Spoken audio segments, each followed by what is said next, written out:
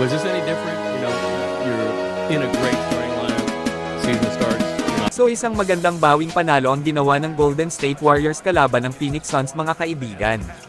Pero sa laban naman nila kontra Sacramento Kings bukas ay nalalagay po sa alanganin ang Dubs, kung saan ayon po mismo kay Steve Kerr sa interview kanina pagkatapos ng bakbakan versus Suns.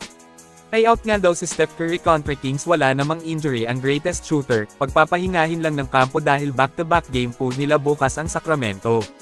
Kailangang hindi mapagod ng husto si Curry para iwas sa injury, habang listed as questionable naman si Jimmy Butler kontra Kings bukas dahil sumasakit nga daw po ang kanyang babang parte ng likod. So isang masamang balita ito para sa Dubs kasi haharap sila sa team ng Sacramento Kings na walang Steph Curry at hindi rin sigurado ang paglalaro ni Butler. Dehado sila bukas sa banggaan versus Kings pero hindi naman imposible ang manalo dahil sa bilog ang bola, kinakailangan na magdoble o triple ang kayod sa depensa at opensa para makalusot kontra Kings kahit walang Steph.